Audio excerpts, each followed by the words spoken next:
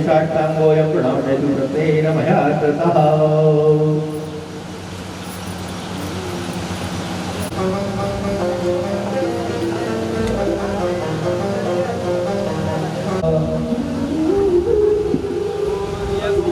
सूर्यकोटि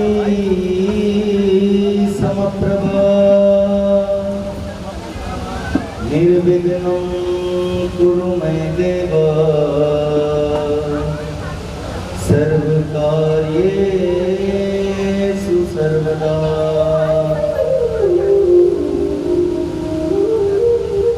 गुरुर्ब्रह्मा गुरुर्विष्णु गुरुर्देवो महेश्वरा गुरुर्साक्षात् परब्रह्मा तस्मै श्री गुरुवे नमः। नमः संभवाय च मयोभवाय च मयस्कराय च नमः शिवाय च शिवतराय च नमः।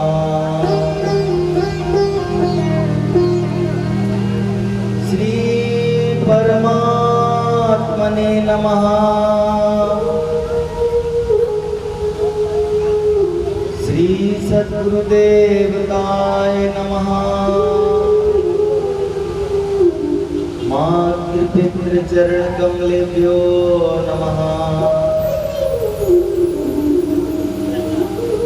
शिव महापुराणाय नमः।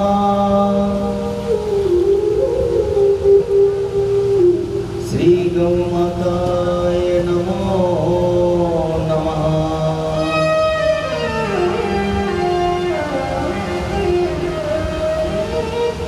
गौश्रुति तमेधं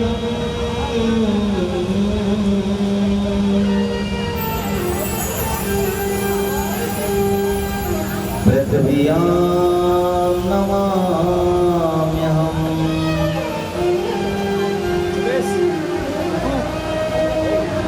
आइए भगवान शिव एवं माता पार्वती के चरणों का ध्यान करते हुए सबके सच्चे पिता तुम ही हो, प्रभु तुम ही जग की माता हो।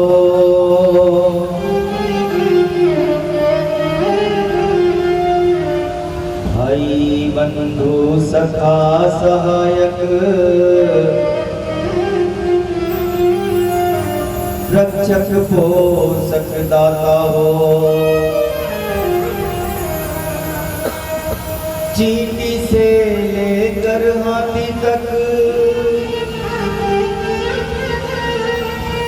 प्रभु सबके पालनहारा हो।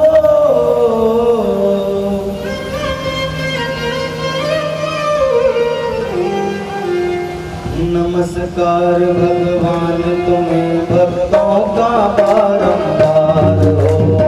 नमस्कार भगवान तुम्हें भक्तों का बारंबार हो। नमस्कार भगवान तुम्हें भक्तों का बारंबार हो। नमस्कार भगवान तुम्हें भक्तों का बारंबार। ये श्रद्धालु की भेंट हमारी, श्रद्धालु की भेंट हमारी, चरणों में स्वीकार हो, चरणों में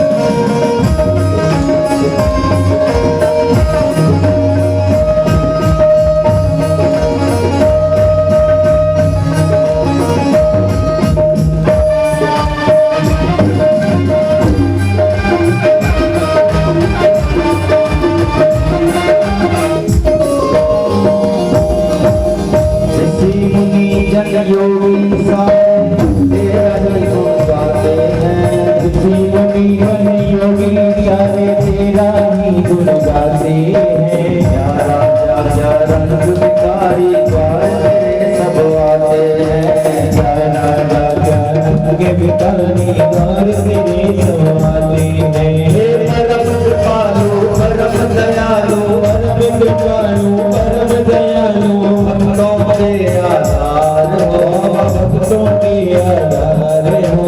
नमस्कार भगवान तुम्हें भक्तों का बारंबार हो। नमस्कार भगवान तुम्हें भक्तों का बारंबार हो। ओम नमः शिवाय। ओम नमः शिवाय। ओम नमः शिवाय। ओम नमः शिवाय। हरे राम राम राम हरे हरे। हरे राम राम राम हरे हरे। हरे कृष्णा कृष्ण कृष्ण हरे हरे। हरे कृष्णा कृष्ण कृष्ण हरे हरे। हरे राम हरे हरे। हरे राम हरे हरे। हरे कृष्णा हरे हरे। हरे कृष्णा हरे हरे। हरे राम हरे हरे।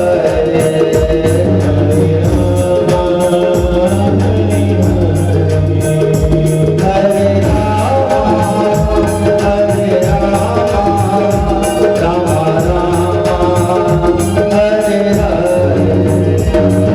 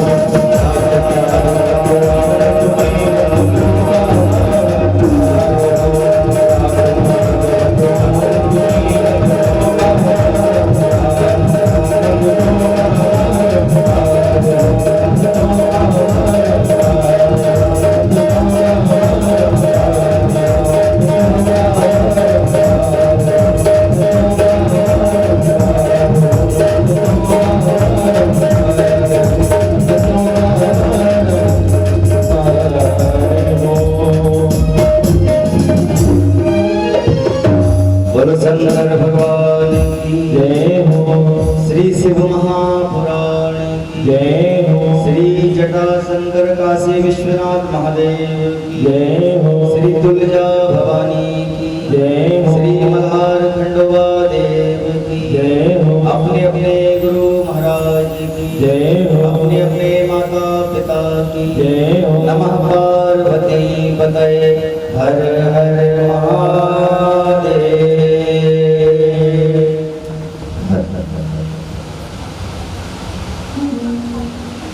भगवान शिव की दिव्य अमृतमयी श्री शिव महापुराण कथा पंचम दिवस में श्री यजमान परिवार की कुल देवी तुलजा भवानी के चरणों का ध्यान करते हुए कुल देवता मल्हार खंडोबा देव के चरणों का ध्यान करते हुए जटाशंकर काशी विश्वनाथ चरणों का वंदन करते हुए श्री रामेश्वर महादेव के चरणों का वंदन करते हुए इस पवित्र धर्मनगरी गंज वासुदेवा में प्रत्यक्ष और अप्रत्यक्ष समस्त देवताओं और देवियों के चरणों में वंदन करते हुए हमारे इस आयोजन के आचार्य श्री अमृत शास्त्री जी को प्रणाम करते हुए, ब्राह्मण देवों को प्रणाम करते हुए, समस्त संगीत में उपस्थित सभी को यथा योग्य प्रणाम। जय श्री राम। सन्मुख बैठी हुई माताओं को राम राम, सभी पुरुषों को जय श्री राम। ये पवित्र दिव्य आयोजन श्रावण के अधिक मास में 11 दिवसीय भगवान शंकर जी की कृपा से इस आयोजन के मुख्य यजमान पुण्यार्थी श्रीमती हर्षा जी पिंगले जी, उनकी माता जी श्रीमती प्रतिभा पिंगले जी, समस्त उनका परिवार, श्री शैलेंद्र पिंगले जी, श्री सुनील पिंगले जी, छोटी सी बेटी भाव्या, छोटा सा बालक राघव, भैया अंकुर जी, सभी का यह पुण्य प्रताप है। यह शिव महापुराण के माध्यम वह बने। इनके पूर्वजों को पुण्य स्मरण करते हुए स्वर्गीय श्री नारायण सदाशिव राव पिंगले, श्री गिरीश जी पिंगले, श्री संतोष जी पिंगले, इनको याद करते हुए आज का हमारा यह सत्संग भगवान शंकर जी की है अमृतमयी कथाएं। प्रायः ये कथाएं सबको मिलती नहीं सुनने के लिए, क्योंकि ये महापुराण कहा गया है। साधारण पुराण तो छोटे छोटे होते हैं, ये दिव्य कथाएं होती हैं जो सौभाग्य से मिलती हैं, भाग्य से, क्योंकि दुर्लभम त्रैवे देवानुग्रह हेतुकम मुमुक्षानाम मनुष्यत्वम साधु पुरुषान संशय। शास्त्रों ने 3 दुर्लभ वास्तव में कही गई है। पहली तो यह है कि मानव शरीर का मिलना, यही दुर्लभ है। देवता लोग भी तरसते हैं इसको कि हमको ये मानव शरीर मिले और इस मानव शरीर के द्वारा हम पुण्यार्जन करके और उस परम शक्ति, उस ज्योति में ज्योति, जैसे मोक्ष की गति के। दूसरा दुर्लभ वस्तुओं में कही गई है तो सद्गुरु का मिलना। प्रायः सद्गुरु सौभाग्य से मिलते हैं। कितने ही जीव ऐसे हैं कि जिनके पास गुरु कृपा है। और तीसरा जो कहा है दुर्लभ वस्तुओं में, उसको कहा है कि सबके अंदर ऐसी भावना हो जाए कि हमें भगवान मिल जाए। और जब भगवान मिल जाएंगे तो हम ऐसा यत्न करेंगे, ऐसा प्रयास करेंगे कि ईश्वर के दर्शन हो किसी भी प्रकार से। कल हमने सती चरित्र आपको सुनाया, सती चरित्र सुनाया। कल श्री तुलसीदास जी की जीवनी भी हमने आपको सुनाई, श्री वाल्मीकि जी की जीवनी भी सुनाई। इन सब महापुरुषों के जीवन में जो घटनाएं घटित होती हैं, ये संसार के कल्याण के लिए होती है। तुलसीदास जी के जीवन में जो घटना घटी, उससे सारा विश्व लाभान्वित होगा, सारा संसार। अवधि भाषा में हमें श्री रामचरितमानस में वाल्मीकि जी के साथ जो घटना घटी, ये हमें वाल्मीकि रामायण से प्राप्त होता। महापुरुष जितने भी होते हैं संसार में, वह महापुरुष उनके जीवन में केवल लोक कल्याण की भावना से। कहा है कि जगत गुरु ब्राह्मण, ब्राह्मण का गुरु सन्यासी, सन्यासी का गुरु अविनाशी। ऐसा कहा है कि ब्राह्मण समाज को मार्गदर्शन देने वाले होते हैं, ब्राह्मण को गुरु कहा। और रामायण में भी पहले सबसे पहले बंदम प्रथम मही सुर चरना, रामायण में भी जो प्रथम है तो किसकी वंदना है? तो वंदम प्रथम मही सुचरना। मही का मतलब धरती, सुर का मतलब देवता। तो जो धरती की देवता है वह ब्राह्मण है। ब्राह्मणों को भी चाहिए कि कुल परंपरा अनुसार गुरु को गुरु दीक्षा प्रदान करके, गुरु दीक्षा ग्रहण करके, और जो ब्राह्मणों के कर्म है वह प्रत्येक ब्राह्मण को करना चाहिए। वैसे तो ऐसा कहा है कि सभी ब्राह्मणों को प्रतिदिन कम से कम 1100 गायत्री का जाप करना चाहिए। कली के प्रभाव में त्रिकाल संध्या नहीं हो सकती तो 2 संध्या करो, 2 भी नहीं हो सकती तो 1 तो कम से कम करना ही चाहिए। माताओं के लिए गायत्री मंत्र जपना अनिवार्य नहीं है, केवल रामायण की चौपाइयाँ ही उनके लिए गायत्री का काम करती हैं। कल भी कहा था कि अब तो फिर बहुत बंद हो गए हैं, नहीं तो पहले सब जगह घर घर रामायण खुलती थी। अब तो पता चलता है कि रामायण में इतनी धूल चढ़ जाती है, उसको साफ करने का ही समय।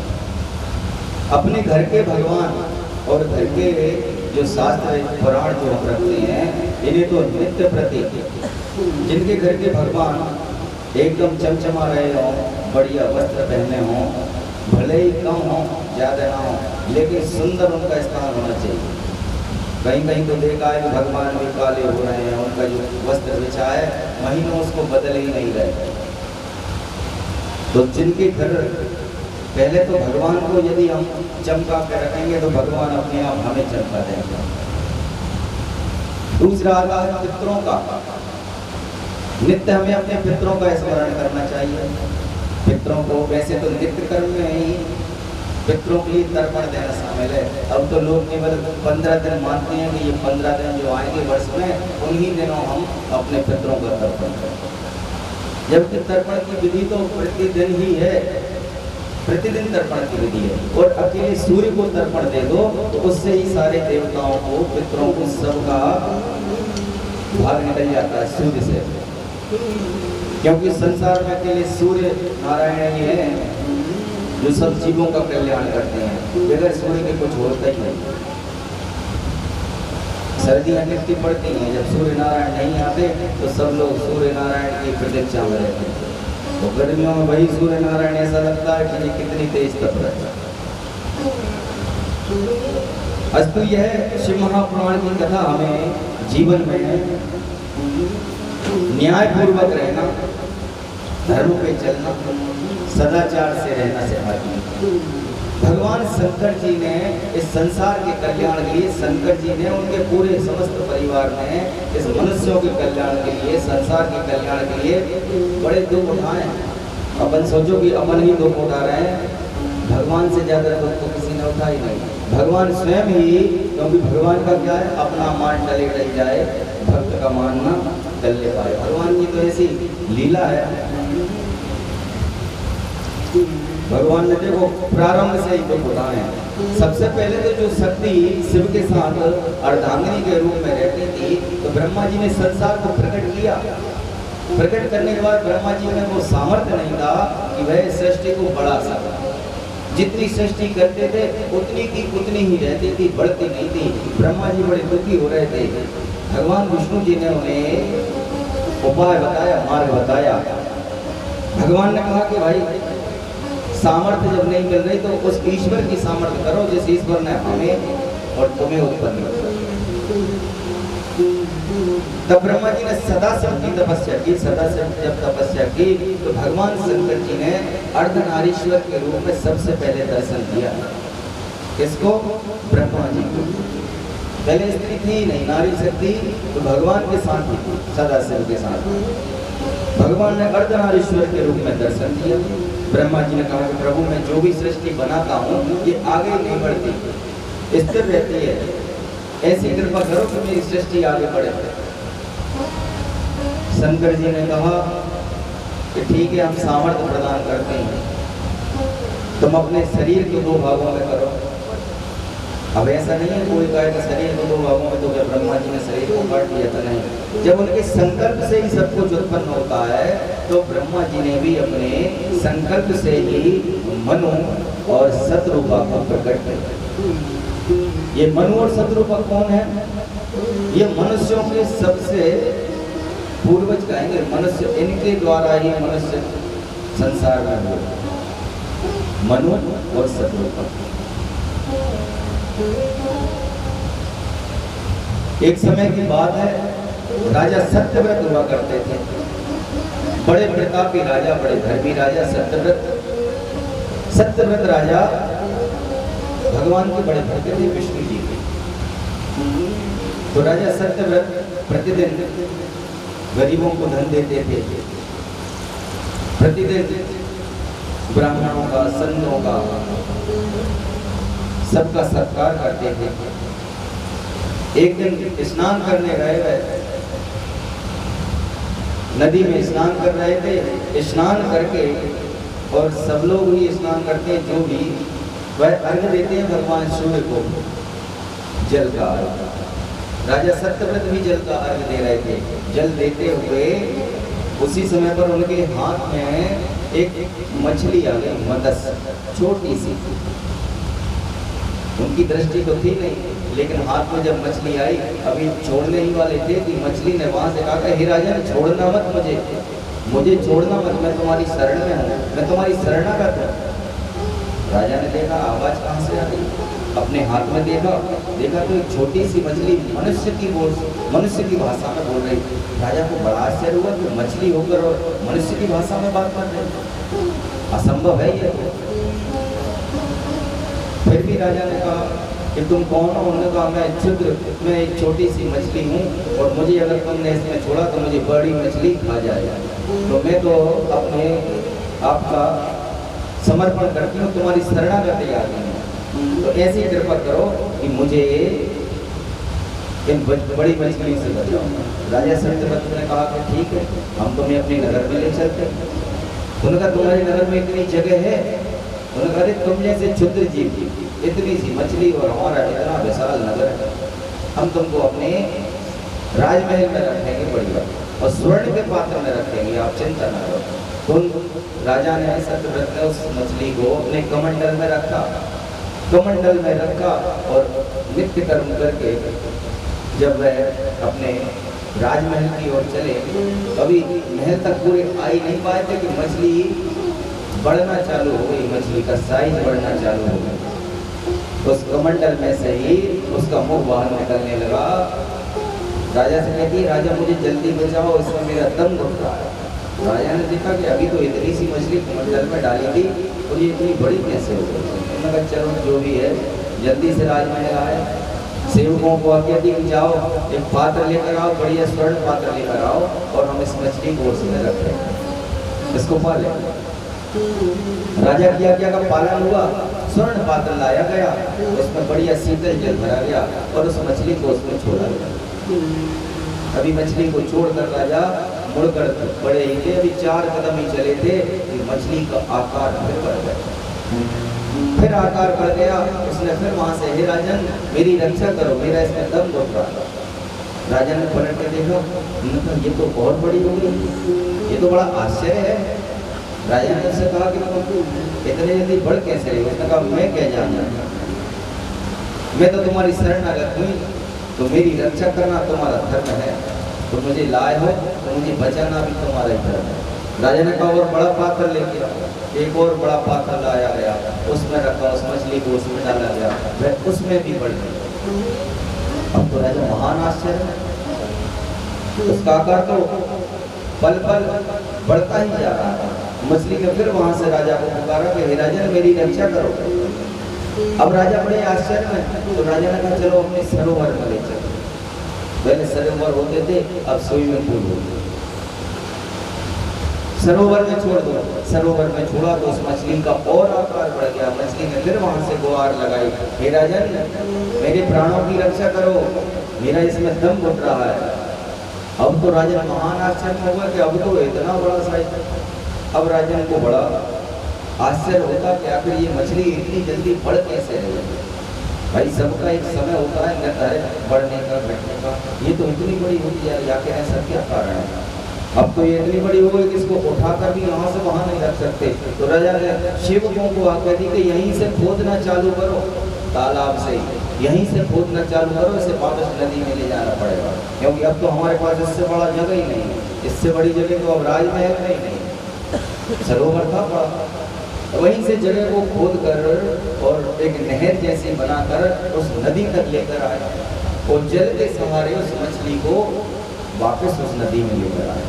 अब जब उस नदी में वह मछली आई तो उसका आकार नदी से भी अधिक बढ़ गया, इतना आकार बढ़ गया तो राजा महान आश्चर्य हो गया। और राजा ने उनसे कहा कि आप सत्य सत्य बताओ, कौन हो, मायावी हो, राक्षस हो, देव हो, भगवान हो, आप कौन हो? क्योंकि मैंने तो ऐसा आश्चर्य कभी नहीं देखा। जब राजा ने ऐसा निवेदन किया तो उस मछली में से भगवान नारायण प्रकट हो गए। बोलो शंकर भगवान की जय। आदि मछली आदि भगवान विष्णु जी, चतुर्भुजी विष्णु जी, जिनका स्वरूप भी एकदम नीलाम भुजश्याम मलकोमलम सीता समारोह एकदम नीले श्याम भगवान विष्णु जी का स्वरूप है।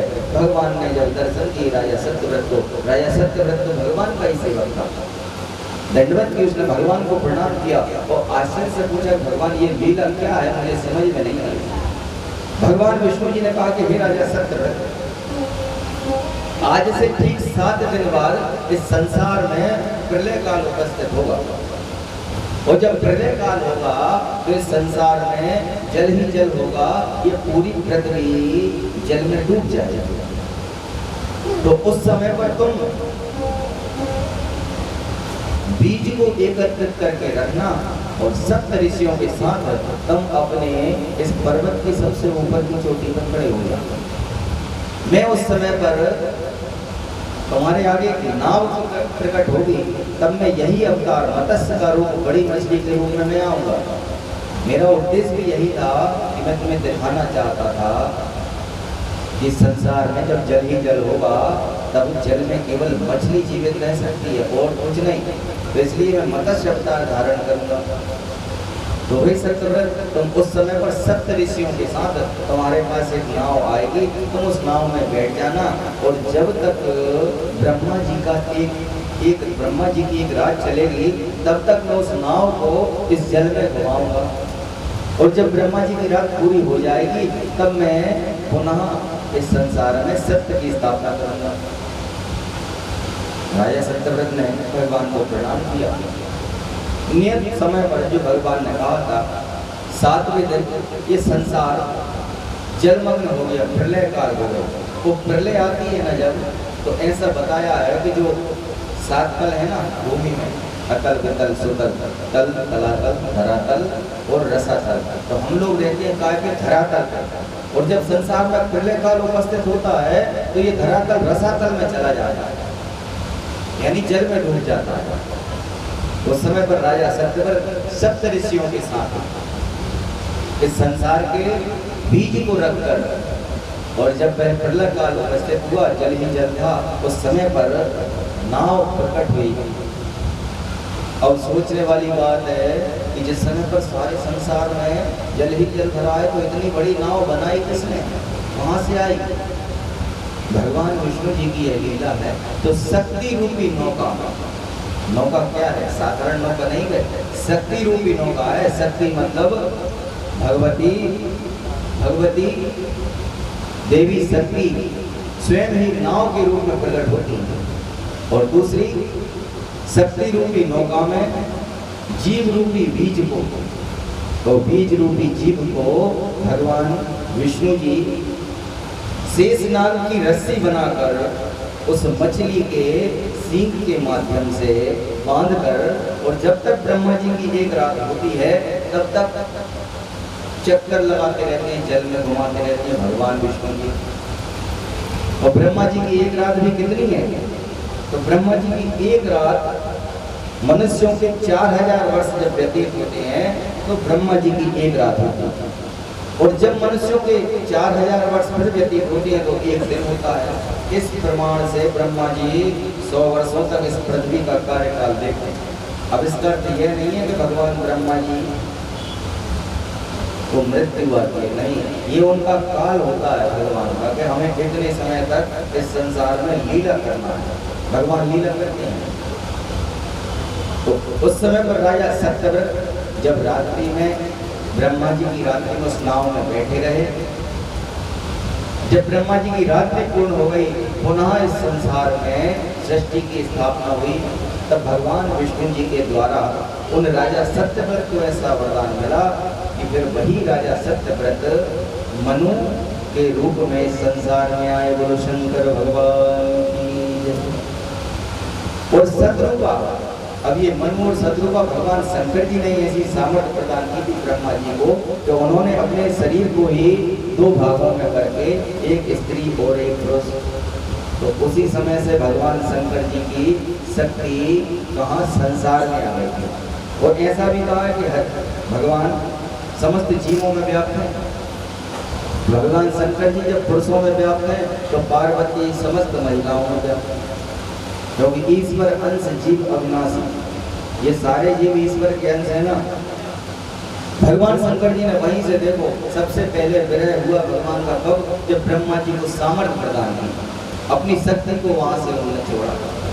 और वही शक्ति फिर कितने जन्म लेकर माता पार्वती के रूप में आकर फिर पूर्ण रूप से भगवान को प्राप्त हुई। यद्यपि सती माता का भी विवाह भगवान से हुआ, लेकिन वह विवाह विधि से नहीं हुआ। जो विधि विवाह की है उस विधि से नहीं हुआ। ऐसे ही भगवान का दान, भगवान को दान कर दिया था दक्ष ने। और दक्ष भी देखो, दक्ष ने भी अपने आप को ये समझा कि हम भी भगवान के बराबर हैं। विरोध इस बात का था कि यह जो भगवान शंकर जी हैं, विष्णु जी और ब्रह्मा जी सब त्रिदेव हैं, सबकी बराबर, सबका बराबर महत्व है। लेकिन ये शंकर जी ने एक समय पर ब्रह्मा जी का एक शीश काटा था। सबको प्रारंभ की कथा में हमने सुनाया था कि जब ज्योतिर्लिंग प्रकट हुआ था विष्णु जी और ब्रह्मा जी के मध्य में, तो उस समय पर भगवान ने काल भैरव का अवतार लिया था। और काल भैरव का अवतार लेकर अपने चिल्ली के नाखून से ब्रह्मा जी का शीश काट दिया। तो एक तो मन में उनके यही था दक्ष के कि इन्होंने हमारे पिता का शीश काटा था, और दूसरा फिर मन में ये हो गया कि अब ये तो हमारे दामाद हो गए, तो हमारे बेटे जैसे हो गए, उसके बाद भी हमें प्रणाम नहीं करते। और यही मनुष्य के साथ है, क्योंकि यदि किसी ने थोड़ा सा अपमान कर दिया तो फिर मनुष्य ने गांठ बांध ली उसके प्रति। अब तो हमें इससे बोलना नहीं है, इससे व्यवहार नहीं रखना, इससे संबंध नहीं रखना।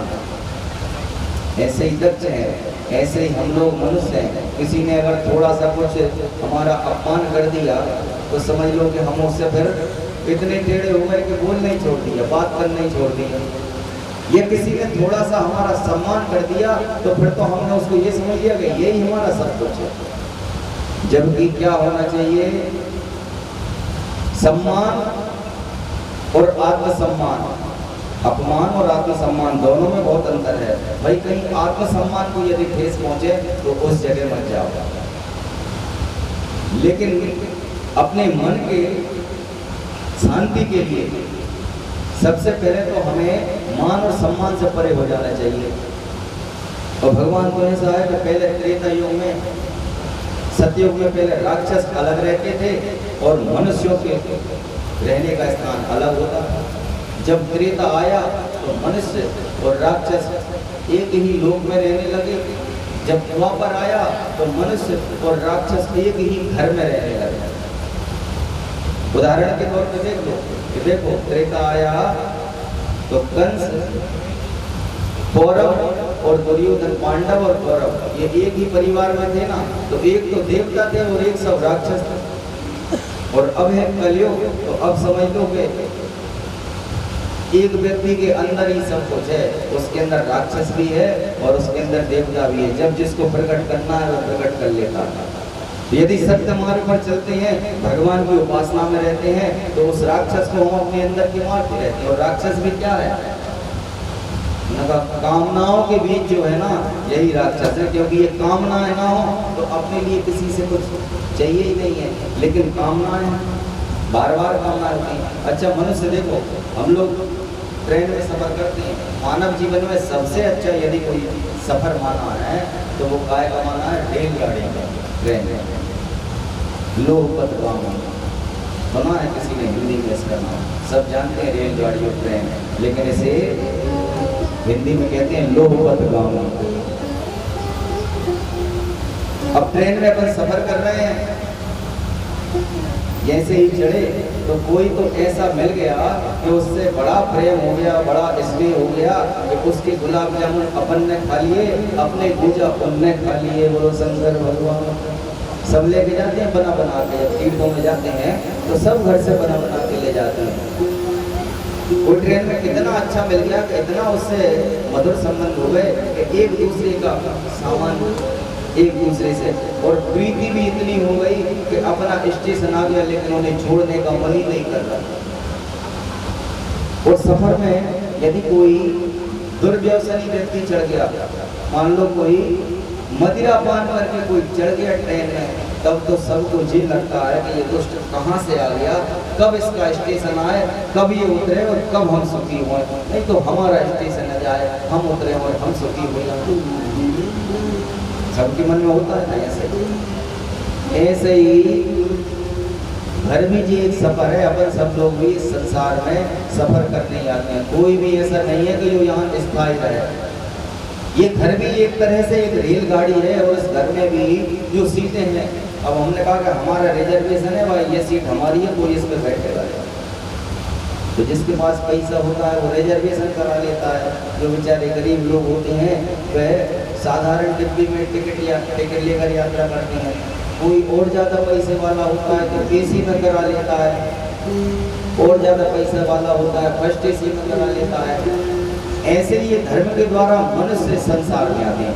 जिनने धर्म बहुत कमाया तो उन्हें भगवान ने ब्राह्मण योनि दी, थोड़ा उनसे कम धर्म रहा तो क्षत्रिय योनि मिली, थोड़ा और कम रहा तो वैश्य योनि मिली, थोड़ा और कम रहा तो शूद्र योनि मिली। ये सब अपने अपने रिजर्वेशन है ना, जिसके पास जितना धन होगा, ये पुण्य का धन है, जिसके पास पुण्य का धन है, जिसके पास जितना धन है उसको वैसा सीट मिलेगी। अच्छा सोचो कि जिस ट्रेन में सफ़र करना है, जिस सीट को हमने खरीद लिया है कि ये हमारी हो गई रिजर्वेशन, क्या वाकई में वह सीट आपकी है? सोच के चलो। कब तक आपकी है? जब तक आपका स्टेशन नहीं आ रहा तब तक आपकी है, और जैसे ही स्टेशन आएगा कि उसको छोड़कर फिर जाना पड़ेगा, और नहीं जाएंगे तो कौन आ जाएगा? तो काले कोट वाला टीसी आ जाएगा। ऐसे ये मानव जीवन है कि 4 काल बनाए हैं, शैशव, किशोर, युवा और वृद्ध। और जब वृद्ध काल आ जाता है तो वृद्ध काल आ जाने के बाद भी यदि माया नहीं छूट रही, वृद्ध काल आने के बाद भी यदि माया नहीं छूट रही, तो फिर वो आएगा काला कोट वाला, कौन? यम का दूत। बोलो शंकर भगवान। तो क्या कहेगा? अपन सोचो उससे कहो कि बस 2 मिनट और रुक जाओ, हमें थोड़ी सी बात और कर लेने दो, तो क्या वह करने देगा? नहीं, एक क्षण का समय भी नहीं है। यदि कोई कितना भी धन दे दे, लेकिन जीवन एक क्षण के लिए भी ईश्वर ज़्यादा नहीं देता। जितना फिक्स है, जितना रिजर्वेशन है, उतना ही है। तो इसलिए हमें भी क्या करना चाहिए? ये मानव जीवन ही एक सफ़र है ट्रेन की तरह। इसमें यही है कि जब हमारा स्टेशन आ जाए तो कहा कि महाराज हमको कैसे पता चलेगा कि हमारा स्टेशन आ गया? तो स्टेशन ऐसे पता चलेगा कि मान लो हम महाराष्ट्र से यहाँ आ रहे हैं, तो जब तक हमारा प्रदेश नहीं आएगा, मध्य प्रदेश नहीं आएगा, जब तक हमारा स्टेशन भी नहीं आएगा, और जब मध्य प्रदेश लग जाएगा तब हम समझ लेंगे कि हाँ अब हम अपने प्रदेश में आ गए। कुछ समय बाद हमारा स्टेशन भी आ जाएगा।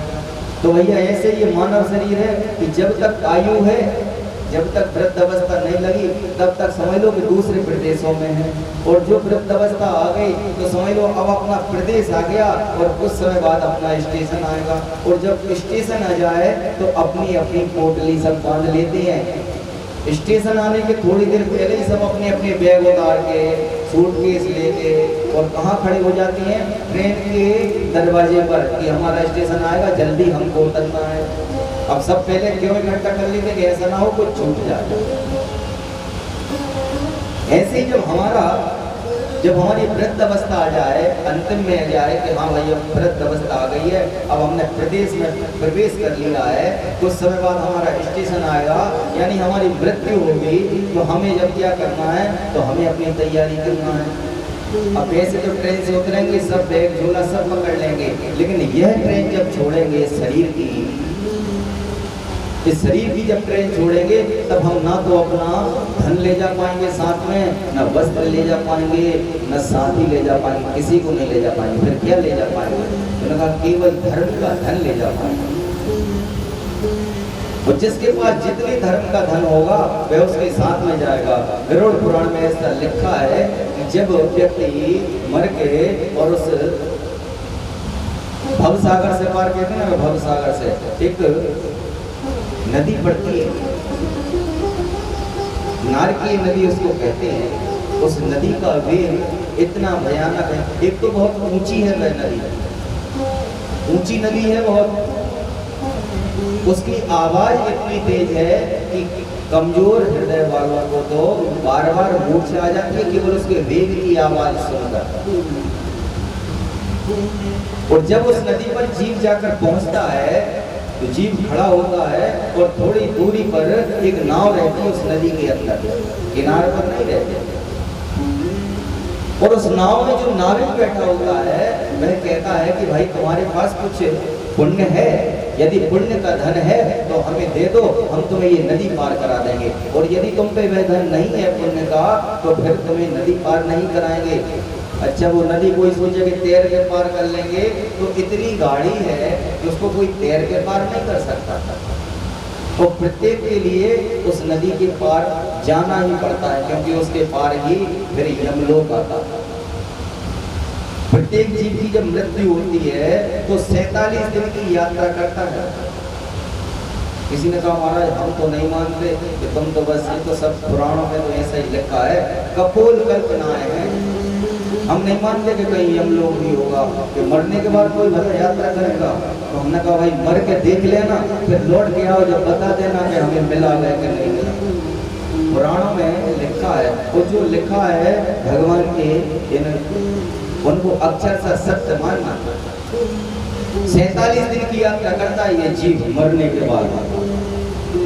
और पुण्य में क्या मांगता है वह? तो सबसे पहले पूछता है वह नाविक, क्या तुमने कभी गौदान किया है? यदि तुमने कभी गौदान किया है तो ये नाव स्वतः तुम्हारे पास आ जाएगी।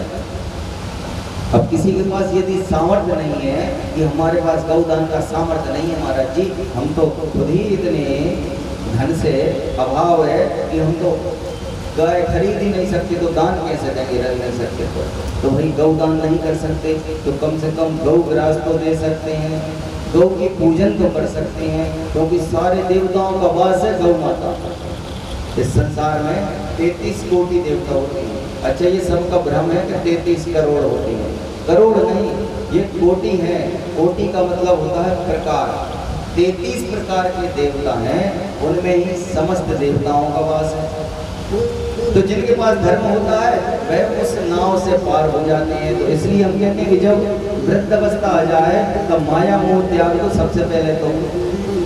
अच्छा, पूरी नहीं त्याग पा रहे तो थोड़ी तो त्याग दो कि हाँ भाई ठीक है, लेकिन अब इतना भी क्या है कि स्टेशन पूरा आ गया और उनसे बातें कर रहे हैं जिनसे प्रीति है, जो रास्ते में मिल गए थे, इतनी बातें कर रहे हैं कि बट स्टेशन खड़ा हो गया और हम उनको छोड़ ही नहीं छोड़ रहे। तो काले कोट वाला आया, वो पकड़ के उसने बाहर कर दिया कि चलो बाहर निकलो, बोलो शंकर भगवान शिव भगवान। तो इसलिए संसार में हमें मूल उद्देश्य इस मनुष्य जीवन का क्या है? तो मूल उद्देश्य इस मनुष्य जीवन का है धर्म को कमाना। और जो धर्म को अपने जीवन में कमाता है उसे फिर बाद में पछताना नहीं पड़ता। लेकिन आज के समय में तो सब धन कमाते हैं, धर्म तो कम कमाते हैं, धन अधिक कमाते हैं, क्योंकि सब पूछेंगे कि आप कैसे हैं जब तक आपके पास पैसे हैं, बोलो शंकर भगवान। जब तक हम पे धन है, पैसे है, तो सब पूछेंगे और कैसे हैं, अच्छे हैं। और जिस दिन लोगों को पता चला कि अब इनमें तो कुछ पैसे की बचे, ये तो पत्ते ही पे आ गए, ये तो कुछ नहीं बचे। तो फिर लोग हमसे नमस्कार करना भी बंद कर देंगे, राम राम करना भी बंद कर देंगे, क्योंकि ये संसार का ऐसा स्वभाव है, ये संसार का ऐसा स्वभाव है कि जो संसार में जिसके पास होता है उसे लोग पूछते हैं, और जिसके पास नहीं होता उससे कोई नहीं पहचानता। तो ऐसे ही जब हम वहां पहुंचेंगे ना, तो यदि हमारे पास धर्म का धन होगा तो सब पूछेंगे, और नहीं होगा तो वहां भी कोई नहीं पूछेगा। फिर कैसे निकलेंगे? तो कहा पार तो सबको करना पड़ती है वो नदी। और पार कैसे करते हैं? पार करते हैं ऐसे कि जब यम के दूत आसमान में, आकाश में स्थित होकर, और जैसे मछली को कांटा डाल के फंसा के निकाला जाता है ना, ऐसे ही जब ये जीव उस नदी में पहुंचता है तो यम के दूत उस कांटे में फंसाकर और उस नदी में से खींचते हुए ले जाते हैं। और वे नदी भी इतनी गाढ़ी है तो उसमें रक्त है, उसमें रक्त है, मज्जा है, हड्डियां हैं, और जितने प्रकार की गंदगी होती है सब उस नदी में सम्मिलित है। नारकीय नदी इसलिए कहा है उसे। तो यदि उससे बचना है तो हमें धर्म का धन कमाना है, गौदान करना है। गौदान नहीं कर सकते तो गौ सेवा करो, गौ को खिलाओ, गौ को चारा खिलाओ, गौ को रोटी खिलाओ। और हमारे सनातन में तो प्रतिदिन पहला भाग ही गौ का निकाला जाता है। बोलो शंकर भगवान की जय। तो भगवान शिव की इन कथाओं में, कल की कथा में सती का चरित्र आपने सुना। सती ने अपनी देह का त्याग कर दिया संशय में आया, लेकिन उससे भी संसार का ही कल्याण हुआ। 51 शक्तिपीठ माता के स्थापित हुए ऐसे पृथ्वी लोक में, और 51 शक्तिपीठ माता के प्रत्येक मनुष्यों का कल्याण करते हैं, भोग और मोक्ष सब कुछ प्रदान करते हैं। भगवान शंकर जी के इन दिव्य चरित्रों को जो नित्य सुनता है, अगर कोई इनका एक श्लोक भी सुनता है अथवा आधा भी सुनता है, तो उसका धर्म इतना बलशाली होता है कि उसका भार तोलने योग्य कोई तोल नहीं सकता उसका भार, धर्म। यहाँ भगवान ब्रह्मा जी से नारद जी प्रश्न कर रहे हैं, और नारद जी के प्रश्नों के उत्तर में ब्रह्मा जी ये भगवान की दिव्य कथाएं सुना रहे हैं। तो जब सती चरित्र पूर्ण हो गया तो फिर नारद जी कहते हैं कि दाक्षायणी सती देवी त्यक्त देहा पितरुखे कथम गिरी सुता ब्रह्मण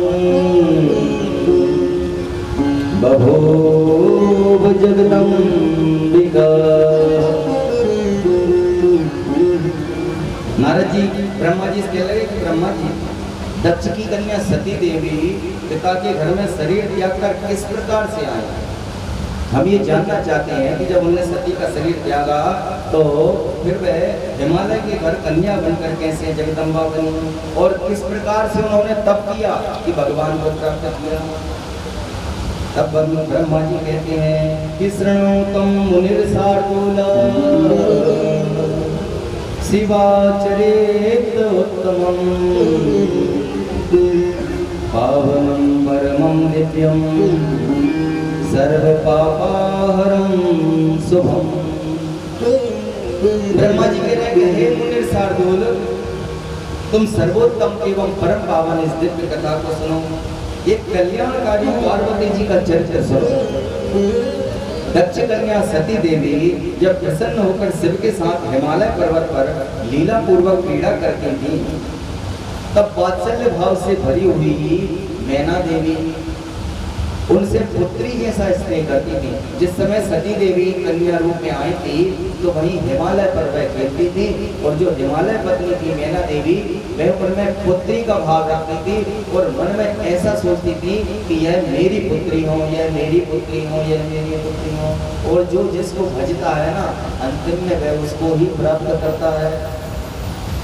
जब दाक्षायणी सती देवी ने पिता के अपमान से रुष्ट होकर यज्ञ में अपना शरीर छोड़ दिया, तब हे मुनि, हिमाचल प्रिया मैना ने शिवलोक में स्थित भगवती सती का आराधन किया। उसी समय सती देवी ने अपने मन में संकल्प कर लिया कि मैं हिमालय की कन्या बनकर जन्म लूंगी। समय आने पर वही सती देवी अपना शरीर छोड़कर मेनका की बेटी के रूप में जन्म ग्रहण किया, और मेनका की कन्या होने पर उनका नाम पार्वती हुआ, जिन्होंने नारद का उपदेश प्राप्त करके और पुनः शिव को अपना पति बनाया। महान कठिन तप कर शिव को अपना पति बनाया। तब नारद जी कहते हैं कि हे ब्रह्मा, हे विधि वक्ताओं में श्रेष्ठ, आप प्रथम मुझे मेनका की उत्पत्ति कहिए, विवाह तथा चरित्र वर्णन कीजिए।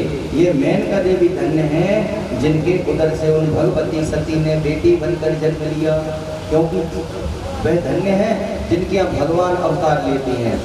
कितने ही पुण्य प्रताप होते हैं तब भगवान अवतार लेते हैं। ब्रह्मा जी से कह रहे हैं नारद जी के धन्य है ये मैना देवी। पहले तो आप हमें इनका ही जन्म बताइए कि ये इनका जन्म कैसे हुआ और इनने ऐसा कौन सा व्रत किया या तपस्या की कि इनके लिए पार्वती जी पुत्री के रूप में प्राप्त हुई। तब ब्रह्मा जी कह रहे हैं कि शृणुतम नारद मुनि पार्वती मारु अद्भुतम अद्भुतम विवाहं चरितम चैव पावनम भक्तिवर्धनम। ब्रह्मा जी कह रहे हैं कि हे नारद मुनि, सबसे पहले तुम पार्वती की माता मैना की उत्पत्ति तथा विवाह और भक्ति को बढ़ाने वाले उनके पावन चरित्र को सुनो। जो इन पार्वती देवी की चरित्र को सुनता है ना, उसकी भक्ति स्वतः ही बढ़ जाती है। तो यहाँ ब्रह्मा जी स्वयं कह रहे हैं कि सुनो कि भारतवर्ष के उत्तर में, जो भारतवर्ष है इसके उत्तर में सभी पर्वतों को राजा हिमवान है। हिमालय पर्वत जो है सभी पर्वतों का राजा कहा गया है। तो हिमालय पर्वत सभी राजाओं का हिमवान है। हे मुनि श्रेष्ठ, हिमालय सबसे महान और सभी समृद्धियों से युक्त है और वह हिमालय विष्णु का अंशभूत है, साधारण नहीं है। हिमालय पर्वत स्वयं विष्णु जी के अंश हैं, जो उस पृथ्वी का मानदंड होकर, क्योंकि हिमालय पर्वत ही ऐसा है कि संसार में पृथ्वी का मानदंड है। हिमालय से ही मौसम उठता है, ये जो बादल बनते हैं ना, वर्षा का योग बनता है, ये हिमालय से प्रारंभ होता है।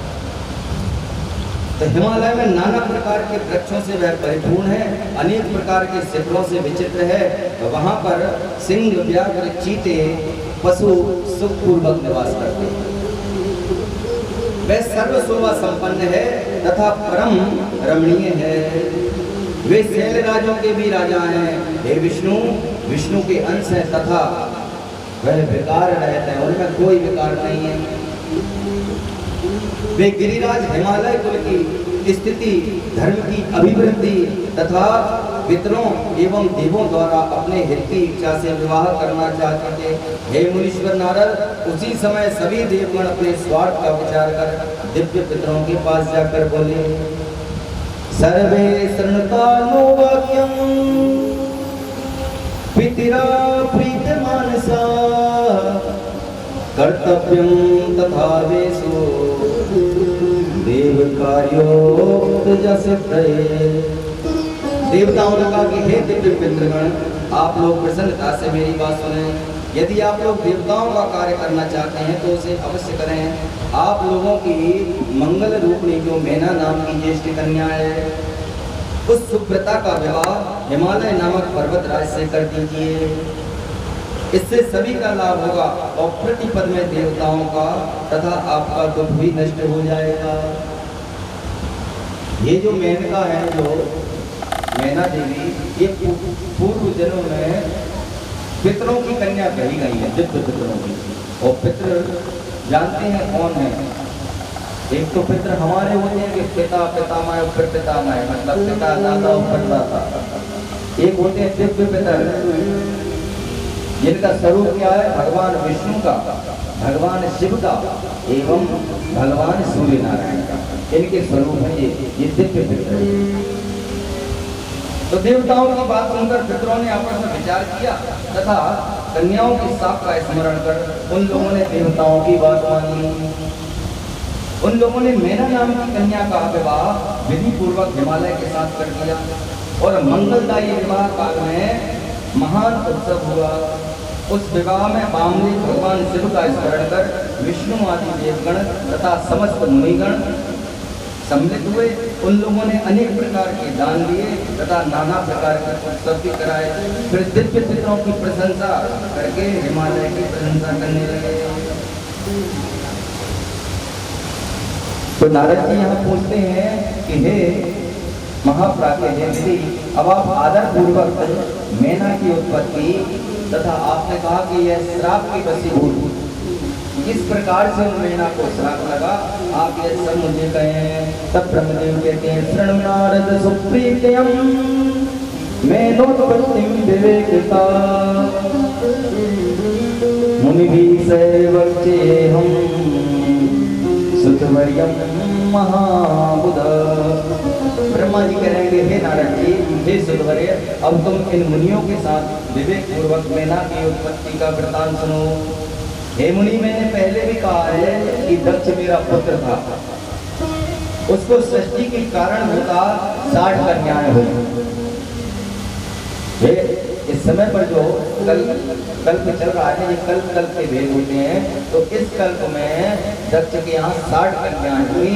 तो उन 60 कन्याओं में 27 कन्याएं तो चंद्रमा को ब्याही गई, 13 कन्याएं ऋषि कश्यप को ब्याही गई, 10 कन्याएं धर्म को ब्याही गई।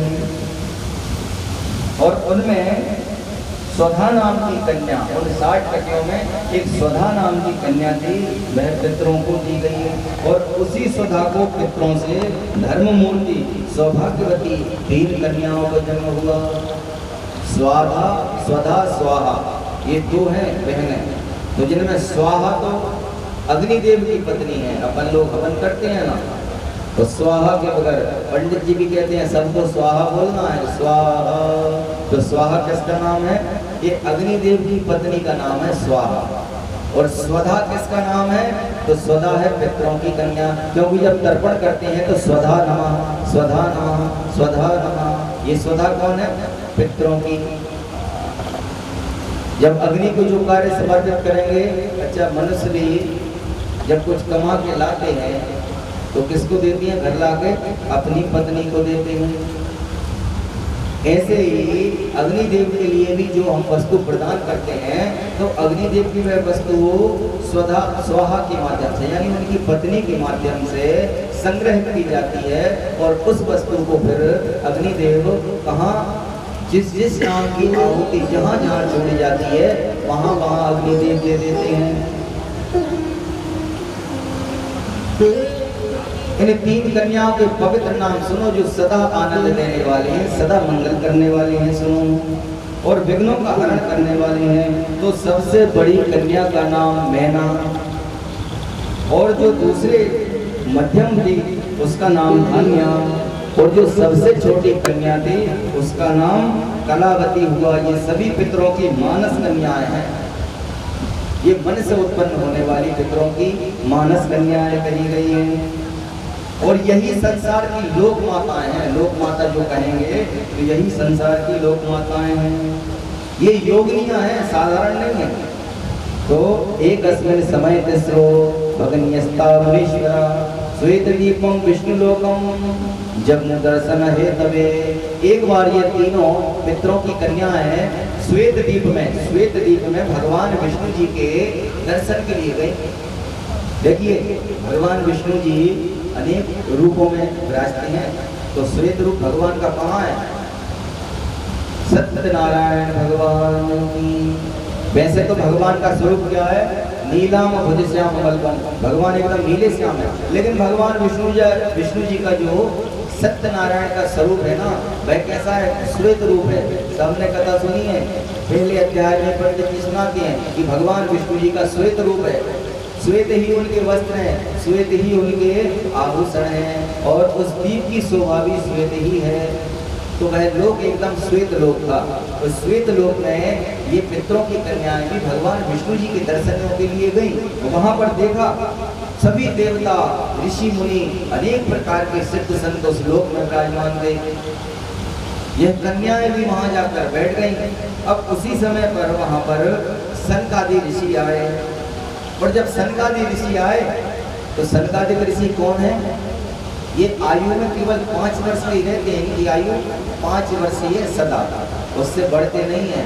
लेकिन वैसे इनकी आयु बहुत है। ये ब्रह्मदेव के पुत्र हैं। और एक समय ब्रह्मा जी ने इनको श्राप दे दिया था, क्योंकि ब्रह्मा जी ने जितनी सृष्टि को उत्पन्न किया, सबसे ब्रह्मा जी कहते थे कि मुझे ये सृष्टि बढ़ाने में अपना सहयोग दो। तो पहले 60,000 हुए, नारद जी ने उनको उपदेश कर दिया, तो सभी लोग सन्यासी बन गए, भगवान की भक्ति के मार्ग में लग गए। फिर 10,000 हुए, तो फिर उनको भी भगवान नारद जी ने उपदेश कर दिया, वह भी सन्यास मार्ग को चले गए। फिर ये सनकादि मुनि हुए, ये 5 वर्ष की आयु के थे, इनसे भी कहा तो इनने मना कर दिया। तो ब्रह्मा जी ने कहा ठीक है, अब तुम बच्चे ही बने रहना, 5 साल के ही रहोगे, बोलो शंकर भगवान। तो ये सनकादि ऋषि भी उस समय पर आए, तो ये मेनका आदि ऋषि कन्याएं, पितृ कन्याएं वहां पर विराजमान थी। इन्होंने देखा तो इन्होंने बालक बुद्धि समझ के, सबने तो प्रणाम किया उठ उठ के, क्योंकि सब जानते थे, सबने तो उठ उठ के इन्हें प्रणाम किया, लेकिन इनने प्रणाम नहीं किया। कि भला बालकों को प्रणाम कौन, भले ही ऋषि बन गए, सबने प्रणाम किया, इनने प्रणाम नहीं किया। जब प्रणाम नहीं किया तो वह क्रोधित हो गए। वैसे तो ऋषियों को क्रोध नहीं आता, लेकिन यहाँ वह क्रोधित हो गए। वो क्रोध में भर के उन्होंने श्राप दे दिया कि जाओ तो पृथ्वी लोक पर जाओ और मनुष्यों की पत्नी हो जाओ, शंकर भगवान की जय। अब जब श्राप दे दिया तो फिर भगवान की माया हट गई, और माया हट गई तो उन्होंने भी फिर उस श्राप को स्वीकार कर लिया। और वे तीनों कन्याएं पितरों के चरणों में गिर गई, और चरणों में गिरकर उनसे बार बार प्रार्थना करने लगी, हे ऋषि, हमसे बड़ा अपराध हुआ जो हमने आपके साथ ऐसा कर दिया। अनेक प्रकार से उन्होंने पितरों से क्षमा मांगी, तो पितरों ने भी फिर प्रसन्न होकर और उनसे कहा कि हम श्राप तो वापस नहीं ले सकते, लेकिन इसमें संशोधन कर देते हैं। और उन्होंने कहा कि सुनो, तुम सभी पितृ कन्या प्रसन्नता से हमारी बात सुनो। सदैव तुम लोगों की शोक को दूर करने वाला तथा सर्वत्र सुखदायी है। तो विष्णु का अंशभूत हिमालय पर्वत, जहाँ पर बर्फ ही बर्फ जमा होती है, यह जेठी कन्या जिसका नाम मैना है, यह उसकी धर्मपत्नी होगी।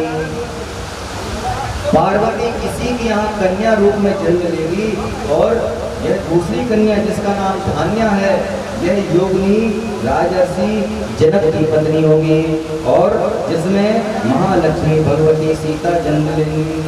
और ये तीसरी कन्या कलावती, यह वैश्य कुलोत्पन्न वृषभान की पत्नी होगी, जिसमें द्वापर के अंत में श्री राधा प्रकट होंगी। और ये मेनका योगिनी पार्वती से वर प्राप्त करके अपने पति के साथ उसी देह से परम पद प्राप्त करेगी। और ये दूसरी धन्या, यह शीघ्र को पति प्राप्त करके महालक्ष्मी सीता को जन्म लेकर साक्षात वैकुंठ को जाएगी। और यह कलावती वृषभान की पत्नी बनकर राधा के साथ जीवन मुक्त हो गौलोक में निवास करेगी, इसमें संदेह नहीं।